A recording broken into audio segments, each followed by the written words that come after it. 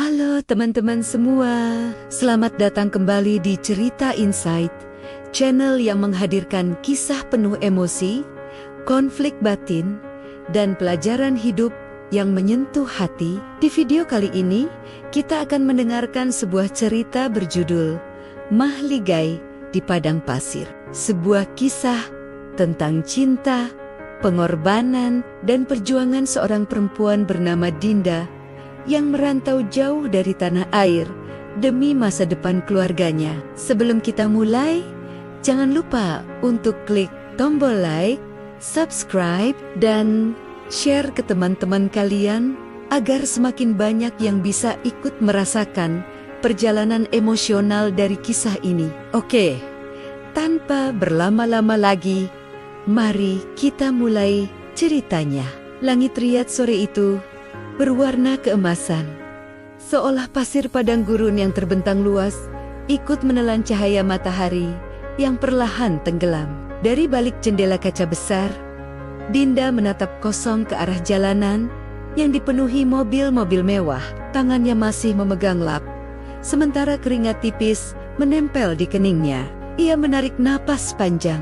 Hari ini, seperti hari-hari sebelumnya, penuh dengan pekerjaan rumah tangga di kediaman megah milik majikannya, Fat Al-Mansur. Rumah itu begitu besar, bak istana modern, dengan pilar-pilar putih menjulang, lantai marmer yang berkilau, dan lampu kristal yang menggantung indah di ruang tamu. Namun, bagi Dinda, rumah itu justru terasa seperti sangkar emas indah, tapi membuatnya terasing. Dinda bukanlah perempuan yang lahir dari keluarga berada. Ia berasal dari sebuah desa kecil di Jawa Tengah. Sejak kecil, ia sudah terbiasa hidup sederhana, bahkan cenderung kekurangan.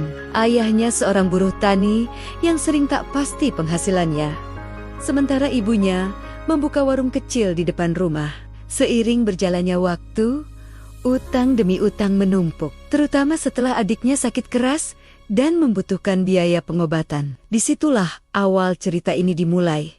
Keputusan Dinda untuk menjadi tenaga kerja wanita TKW. Din, kalau kamu berangkat, paling tidak warung ini bisa kita pertahankan. Adikmu juga bisa terus berobat, ucap ibunya kala itu dengan mata berkaca-kaca.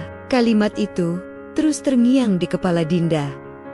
Ia sadar dirinya adalah satu-satunya harapan keluarganya. Meski berat meninggalkan tanah air, keluarga, dan sahabat, ia memilih untuk mengadu nasib di negeri orang. Kini, sudah hampir setahun ia bekerja di rumah Fahad. Pria itu dikenal sebagai pengusaha minyak kaya raya. Posturnya tinggi, wajahnya tegas, dan tatapannya sering membuat Dinda merasa kecil. Fahad jarang bicara. Kalaupun berbicara, hanya seperlunya, dengan nada yang datar dan kaku. Air minum di ruang kerja, ucap Fade suatu sore tanpa menoleh. Baik tuan, jawab Dinda cepat sambil menunduk. Begitulah pola komunikasi mereka. Tak ada sapaan hangat, tak ada senyum, semua terasa formal, dingin, dan penuh jarak. Namun, Dinda tidak pernah mengeluh. Ia sadar tugasnya hanyalah bekerja dan mengirimkan uang ke kampung. Setiap kali gaji bulanannya ditransfer, ia selalu merasa lega membayangkan senyum ibunya di rumah. Itu sudah cukup menjadi alasan untuk bertahan. Meski begitu, jauh di dalam hatinya, Dinda sering merasa kesepian. Ia rindu suara azan maghrib dari musola kecil di desanya, rindu obrolan tetangga di sore hari, rindu aroma sawah setelah hujan. Riyadh, meski indah dan megah, tetap terasa asing baginya. Suatu malam, setelah selesai membereskan dapur, Dinda duduk di balkon kecil kamarnya. Ia menatap bulan sabit yang menggantung di langit gurun. Dalam hati, ia berbisik, "Ya Allah, kuatkan aku. Jangan biarkan aku hanyut dalam rasa sepi ini. Aku hanya ingin membahagiakan keluarga. Itu saja." Namun doa itu seolah diuji oleh takdir. Karena beberapa bulan setelahnya, Keputusan mengejutkan datang dari sang majikan. Sebelum sampai ke titik itu, mari kita kembali sejenak. Fuad bukanlah pria biasa.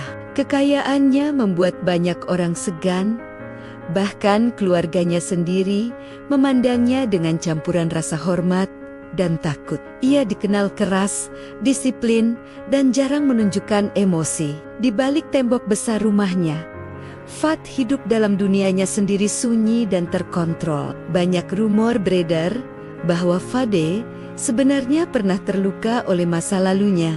Ada yang bilang ia pernah mencintai seorang perempuan, tapi ditolak karena alasan status. Ada juga yang mengatakan pernikahan pertamanya tidak bahagia. Entahlah, yang jelas dunia Fuad bagaikan gurun yang luas, indah dari kejauhan, tapi gersang bila didekati. Dan di sanalah takdir menempatkan Dinda. Malam-malam di Riyadh sering membuat Dinda merenung panjang. Ia tahu hidupnya kini tidak lagi milik dirinya sendiri. Ia menanggung beban keluarga, mimpi adik-adiknya, dan harapan ibunya yang rentah. Meski terkadang ia masih menyimpan secuil mimpi pribadi, menikah dengan pria yang mencintainya. Hidup sederhana tapi penuh kebahagiaan. Mungkin dengan sawah kecil di kampung dan anak-anak yang berlarian di halaman rumah. Tapi semua itu terasa semakin jauh. Apalagi setelah ia terjebak dalam kehidupan rumah mewah Fuad. Dinda mulai menyadari bahwa hidupnya perlahan berubah. Ia bukan lagi sekadar seorang pembantu rumah tangga. Ada sesuatu dalam cara Fuad memandangnya belakangan ini. Meski masih dingin, ada tatapan yang sulit ia artikan. Sampai akhirnya, sebuah keputusan yang tak pernah ia bayangkan muncul dari mulut pria itu. Hari itu, udara Riyadh begitu panas. Matahari menyorot terik, membuat pasir di halaman seolah berkilau seperti emas. Dinda baru saja selesai menata meja makan malam ketika Fuad tiba-tiba memanggilnya ke ruang kerja. Ruangan itu luas, dindingnya dipenuhi rak buku tebal berbahasa Arab dan Inggris. Sementara aroma parfum kayu gaharu khas Timur Tengah tercium lembut. Dinda melangkah masuk dengan hati-hati, menundukkan pandangan. Dinda, suara Fuad berat, datar, tapi kali ini terdengar lebih tegas dari biasanya. "Ya, Tuan," jawab Dinda lirih, menunduk. Fuad berdiri di depan jendela besar, menatap keluar. Sekian detik, ia terdiam, seolah sedang menimbang sesuatu. Lalu ia berbalik, menatap langsung ke arah Dinda. Tatapan itu membuat dada Dinda berdegup lebih cepat. "Aku sudah lama mempertimbangkan ini," kata Fade, pelan tapi tegas. "Aku ingin kamu menjadi istriku." Dinda terperanjat. Sekilas ia mengira ia salah dengar. "Maaf Tuan, saya tidak mengerti." Suaranya bergetar. Fuad mendekat, langkahnya mantap. "Aku tidak bercanda. Aku ingin menikahimu. Kau akan menjadi istriku, bukan lagi hanya pekerja di rumah ini." Jantung Dinda serasa berhenti. Kepalanya dipenuhi ribuan pikiran dalam sekejap. Ia hanyalah seorang TKW, perempuan sederhana dari desa. Bagaimana mungkin seorang pria kaya raya, terpandang, bisa berkata seperti itu? Namun tatapan Fuad begitu serius.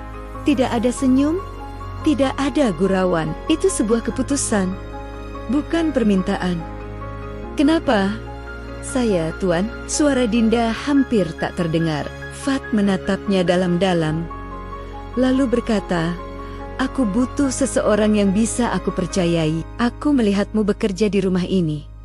Kau jujur, patuh, sederhana. Aku tahu kau bukan perempuan yang akan mencari hartaku." Itu cukup. Kalimat itu membuat dada Dinda sesak. Ia tak tahu harus merasa terhormat, takut, atau bingung. Dalam budaya tempat ia bekerja, pernikahan bukanlah hal asing, meski dengan perbedaan status sosial. Bahkan, menjadi istri kedua atau ketiga pun bukan hal tabu. Tapi bagi Dinda, hal itu terasa menyesakkan. Di satu sisi, Ia sadar keputusan ini bisa mengubah hidupnya dan keluarganya. Menjadi istri seorang konglomerat berarti keluarganya tak akan kekurangan lagi. Utang lunas, rumah bisa diperbaiki, adiknya bisa terus berobat, dan ibunya tak perlu lagi berjualan sampai larut malam. Namun di sisi lain, Dinda tahu ia tidak mencintai Fat. Ia bahkan nyaris tidak mengenalnya selain sebagai majikan yang dingin. Bagaimana mungkin ia menjadikan dirinya sebagai seorang istri yang sesungguhnya? Air mata tipis menggenang di pelupuk matanya.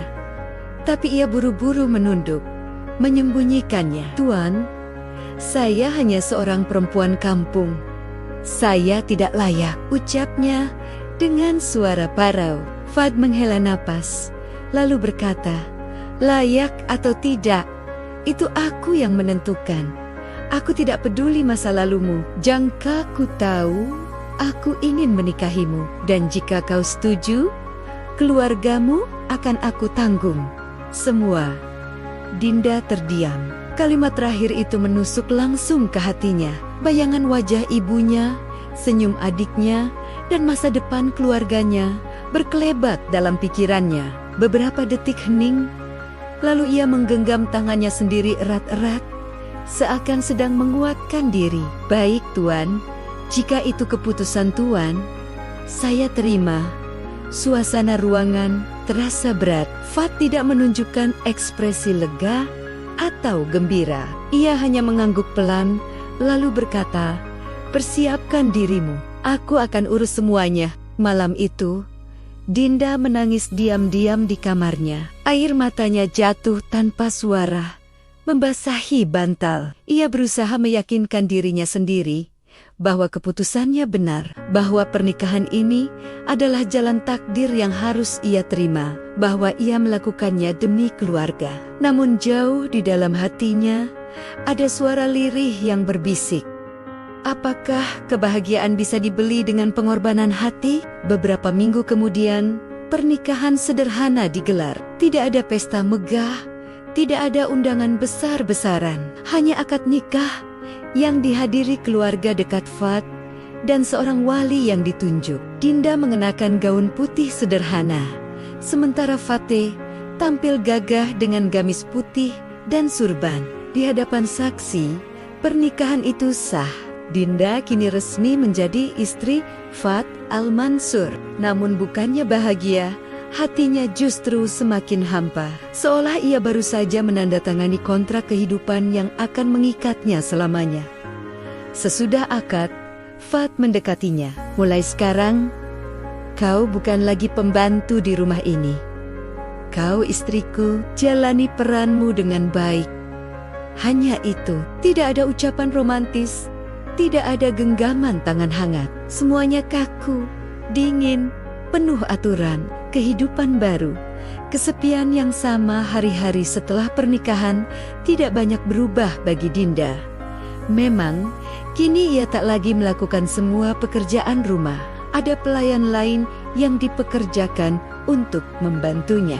Namun perannya kini lebih simbolis, seorang istri yang tinggal di rumah mewah, mengenakan pakaian mahal, duduk di kursi empuk. Tetapi semua itu tidak menghapus rasa kesepian. Fat tetap menjadi sosok yang sibuk, dingin, dan jarang pulang.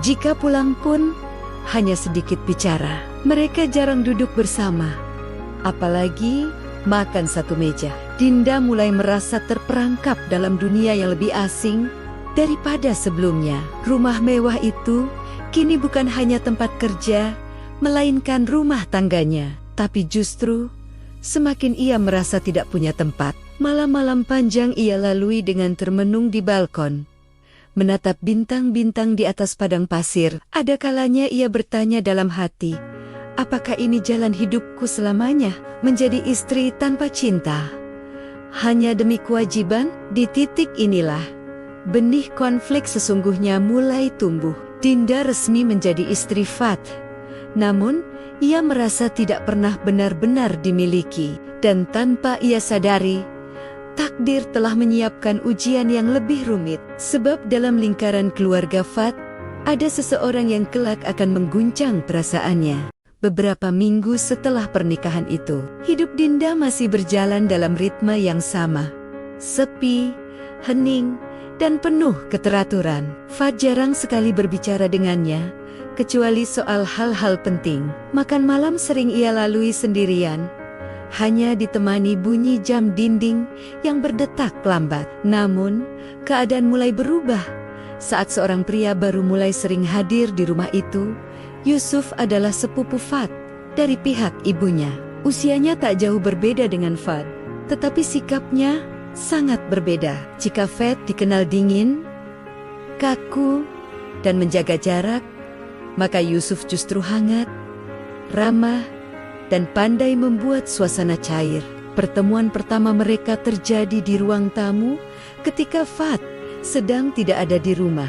Yusuf datang berkunjung, membawa buah tangan berupa kurma dan teh khas Madinah. "Assalamualaikum," sapanya sambil tersenyum lebar. "Waalaikumsalam," jawab Dinda pelan. Agak gugup, ia tidak terbiasa menyambut tamu, apalagi dari keluarga besar Fad Rato. Yusuf menatapnya dengan penuh perhatian. "Kau pasti Dinda ya? Aku sering mendengar cerita tentangmu dari keluarga. Baru kali ini kita bertemu." Dinda menunduk sopan. "Iya, saya Dinda. Silakan duduk, saya ambilkan teh." Saat ia kembali dengan nampan berisi teh panas, Yusuf menyambutnya dengan senyum tulus. "Terima kasih. Kau pasti masih merasa asing di sini kan? Negeri baru, budaya baru." Dinda tercekat. Kata-kata itu seakan menyentuh tepat di hatinya. "Sedikit, masih belajar menyesuaikan diri," jawabnya singkat. Sejak percakapan itu, ada sesuatu yang berbeda.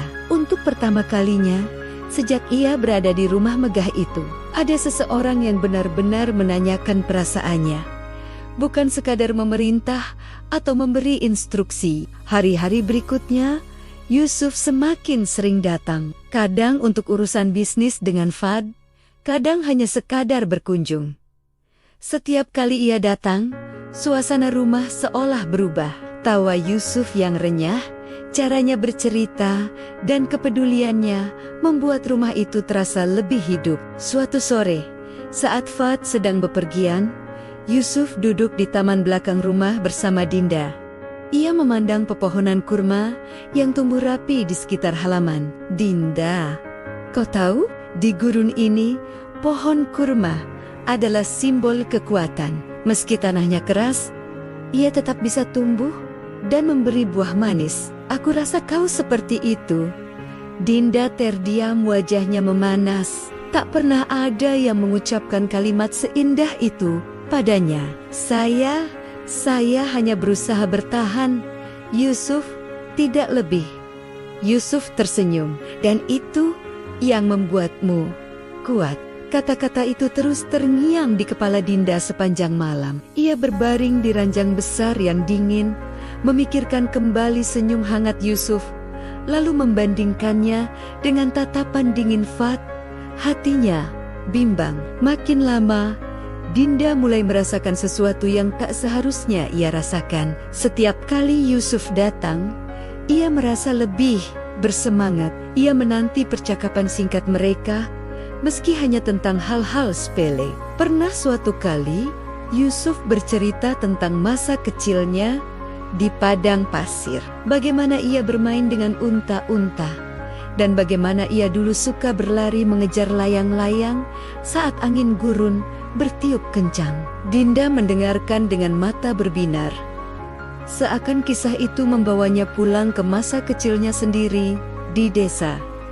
Hatinya perlahan goyah.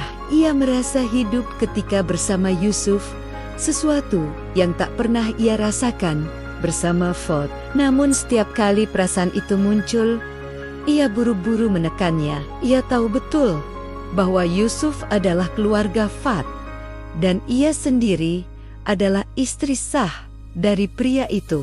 Perasaan ini salah, terlarang, dan hanya akan membawa kehancuran jika dibiarkan tumbuh. Malam demi malam, Dinda semakin gelisah.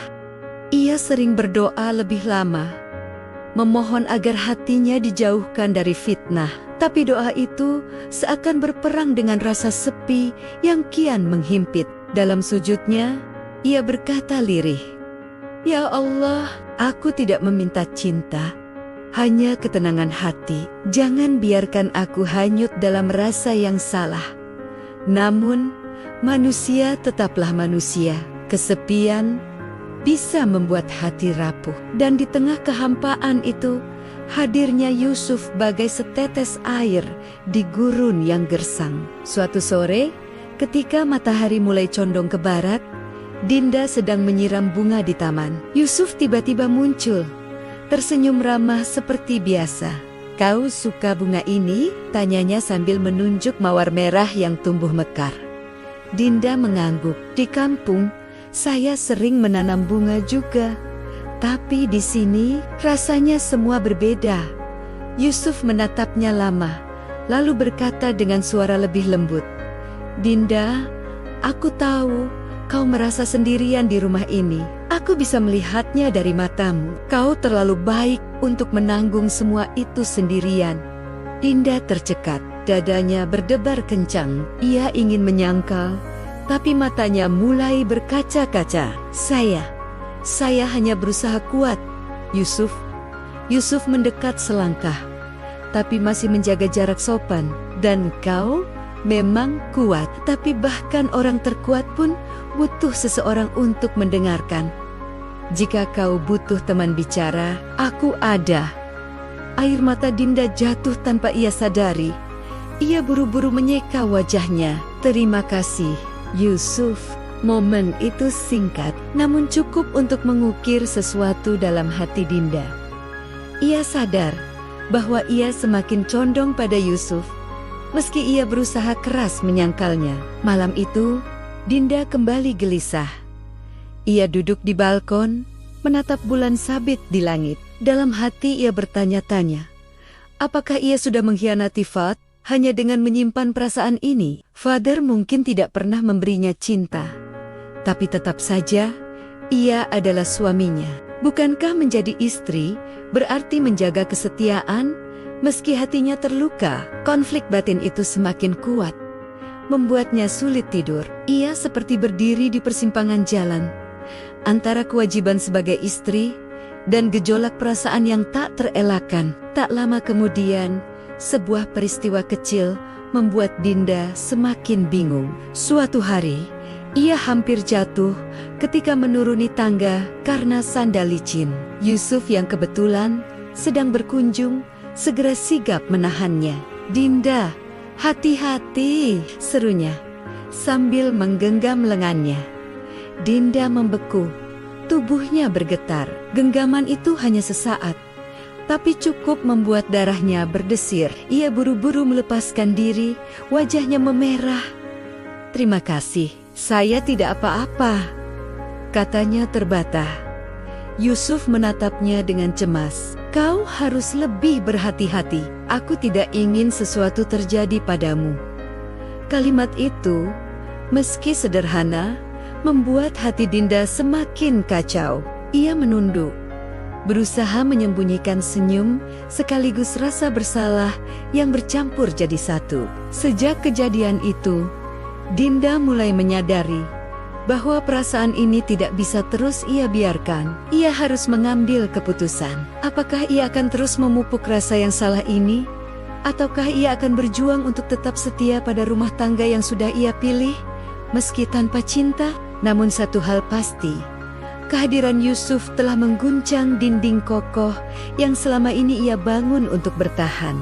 Dan pada akhirnya, ia tahu bahwa ia tidak bisa selamanya lari dari kenyataan. Di padang pasir yang luas, cinta dan kesetiaan akan segera diuji. Hari itu, angin gurun berhembus lebih kencang dari biasanya. Langit Riyadh yang biasanya cerah, kini sedikit berdebu, membuat suasana rumah besar itu terasa lebih muram. Dinda berdiri di balkon. Matanya menatap jauh, tapi pikirannya penuh dengan kegelisahan. Sudah berhari-hari, ia mencoba menenangkan hatinya, Tapi gejolak itu semakin tak tertahan. Perasaan pada Yusuf semakin tumbuh, meski ia tahu itu terlarang. Sementara hubungannya dengan Fado semakin terasa hampa, seakan mereka hanya dua orang asing yang tinggal dalam satu atap. Malam itu, sebuah percakapan yang tak terduga akhirnya menjadi titik balik. Yusuf datang berkunjung ketika Fod sedang berada di luar kota. Mereka duduk di taman belakang, ditemani cahaya lampu temaram dan aroma bunga mawar yang bermekaran. Dinda berusaha menjaga jarak, tapi suasana sunyi justru membuat hatinya semakin rapuh. Ia menunduk, tangannya menggenggam erat cangkir teh. "Dinda," suara Yusuf lembut memecah keheningan. "Kau tampak semakin murung belakangan ini. Ada sesuatu yang ingin kau ceritakan?" Dinda terdiam lama. Air matanya hampir menetes, tapi ia berusaha menahan. Ia ingin bicara, tapi takut. Ia ingin jujur, tapi sadar risikonya. Akhirnya ia berbisik lirih, "Yusuf, aku merasa hidupku kosong. Sejak pernikahan itu, aku seolah hanya jadi penghuni di rumah besar ini. Fat, dia baik, tapi dingin. Aku merasa terkurung." Yusuf menatapnya dengan mata teduh, penuh empati. "Aku bisa merasakannya, dan aku minta maaf karena kau harus menanggung semua itu sendirian." Air mata Dinda jatuh, ia menutup wajah dengan tangannya. "Kau tahu Yusuf, kehadiranmu membuatku merasa hidup kembali. Kau membuatku lupa kesepian, meski hanya sesaat." Kata-kata itu keluar begitu saja, seperti air bah yang tak bisa dibendung. Dinda sadar betapa berbahayanya pengakuan itu, tapi ia tak sanggup lagi menyimpannya. Yusuf tampak terkejut, wajahnya menegang. Namun ia tidak langsung menjawab. Beberapa detik kemudian, ia menarik napas panjang. "Dinda, apa yang kau katakan ini?" Suaranya serak. "Aku pun merasakan sesuatu, tapi kita harus sadar. Ini salah. Kau istri Fat. Dia sepupuku. Jika ini terbuka, segalanya bisa hancur." Dinda mengangguk cepat. Tangisnya pecah. "Aku tahu Yusuf. Aku tahu ini salah. Aku tidak ingin mengkhianati rumah tanggaku. Tapi aku juga manusia. Aku rapuh, dan aku hanya ingin kau tahu bahwa keberadaanmu telah memberiku kekuatan."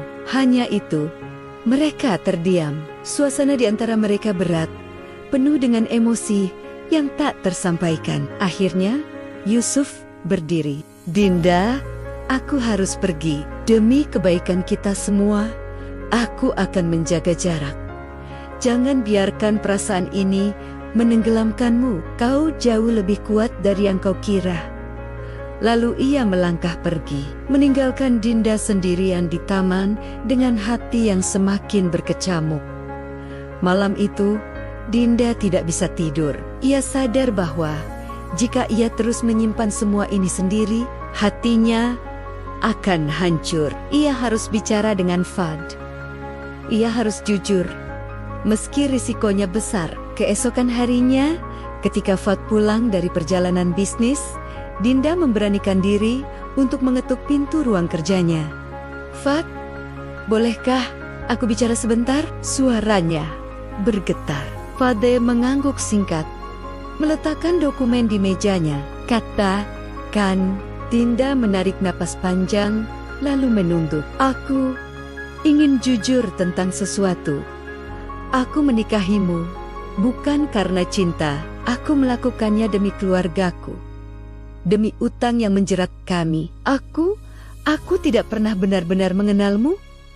Fat terdiam. Wajahnya tetap datar, tapi matanya menatap tajam. Dinda hampir goyah, tapi ia melanjutkan. "Beberapa waktu ini, aku merasa kesepian, dan aku hampir goyah, Fat. Aku sempat merasa nyaman dengan Yusuf." Kalimat itu seperti bom yang meledak di ruangan. Dinda menutup mata, siap menerima kemarahan atau bahkan pengusiran. Namun keheningan yang mengikuti justru mengejutkannya.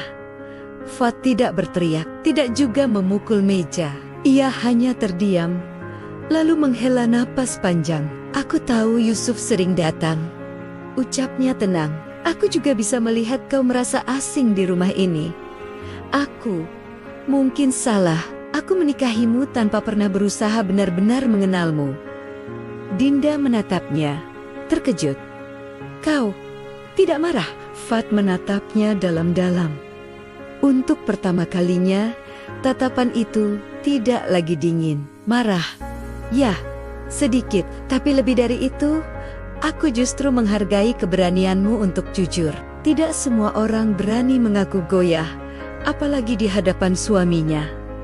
Air mata Dinda kembali mengalir. Aku tidak ingin mengkhianatimu, Fat. Aku hanya ingin belajar menjadi istri yang benar. Tapi aku butuh kesempatan. Aku butuh kau juga mau membuka hatimu. Fat terdiam lama, lalu ia berkata pelan, mungkin selama ini aku terlalu sibuk membangun tembok di sekitarku. Aku kehilangan banyak hal, termasuk kesempatan untuk mengenalmu. Aku janji, mulai sekarang, aku akan mencoba. Ucapan itu bagai sinar pertama setelah malam panjang.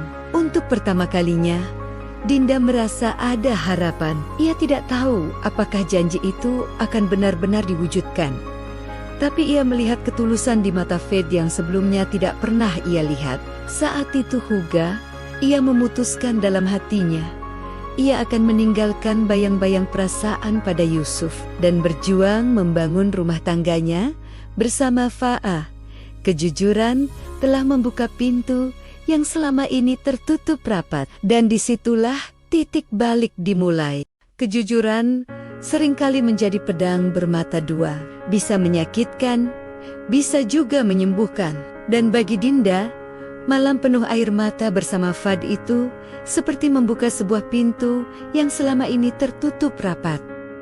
Fad tidak berteriak, tidak juga melemparkan kemarahan. Ia hanya terdiam lama, seperti menimbang sesuatu yang berat di dalam hatinya. Dinda sempat menunduk, pasrah, mengira bahwa kejujurannya akan mengundang badai. Tapi justru disitulah keajaiban kecil itu dimulai. Dinda, suara Fat pelan, hampir bergetar. Selama ini, aku tidak tahu bagaimana cara memperlakukanmu. Aku terbiasa dengan dunia yang keras, dengan aturan yang kaku. Tapi kau datang dengan kejujuran yang tidak pernah kutemui sebelumnya. Dinda mengangkat wajahnya perlahan. Matanya masih sembab, tapi ada secercah harapan yang menyalakan hatinya. Ia tak pernah membayangkan mendengar suara Fad setenang itu. Fad melanjutkan, aku tahu aku dingin. Aku tahu aku membuatmu merasa sendirian. Tapi mulai hari ini, aku ingin mencoba. Aku tidak menjanjikan keajaiban, tapi aku ingin mencoba jadi suami yang bisa membuatmu merasa ada. Kalimat itu sederhana, tapi bagi Dinda, rasanya seperti setetes air di padang pasir. Keputusan itu membuat Dinda sadar, perasaannya kepada Yusuf harus segera ia atur. Tidak boleh lagi ada celah yang membuat hatinya goyah. Ketika Yusuf datang berkunjung beberapa hari kemudian, membawa senyum hangat dan sapaan ramah, Dinda menjaga sikapnya lebih tenang. Ia tetap ramah, tapi tidak lagi membiarkan interaksi itu terlalu dekat. Yusuf seakan menyadari perubahan itu. Meski tak berkata apa-apa, senyum di wajahnya masih sama, tapi matanya menyimpan pengertian. Semoga kau bahagia, Dinda, ucap Yusuf lirih ketika hendak pamit. Suaranya nyaris seperti doa. Dinda hanya menunduk, tidak berani menatap terlalu lama. Hatinya berdesir, tapi tekadnya lebih kuat. Ia telah memilih jalannya. Hari-hari berikutnya membawa perubahan kecil yang berarti. Father mulai bertanya hal-hal sederhana. Apakah kau nyaman dengan kamar ini? Apa makanan yang paling kau suka dari negerimu? Apakah kau ingin menulis surat untuk keluargamu? Aku bisa mengirimkannya. Pertanyaan itu mungkin terdengar sepele, tapi bagi Dinda, Setiap kalimat terasa seperti jembatan yang mulai dibangun. Fuad juga mulai mengajaknya duduk bersama saat minum teh di sore hari. Tidak selalu banyak bicara, tapi kehadiran itu saja sudah cukup membuat Dinda merasa diakui. Dalam dirinya tumbuh harapan baru, bahwa mungkin hubungan ini tidak harus jadi sangkar emas. Mungkin ia bisa menjadikannya rumah yang sesungguhnya. Malam-malam Dinda dipenuhi doa. Ia sering berbisik lirih setelah menutup Al-Quran. Ya Allah, beri aku kekuatan untuk setia. Bimbing aku agar bisa menjalani ini dengan tulus. Air matanya tidak lagi hanya berisi duka, tapi juga syukur. Ia bersyukur telah berani jujur, karena dari situlah semuanya berubah. Perubahan tidak pernah terjadi dalam semalam. Begitu pula dengan hubungan Dinda dan Fuad.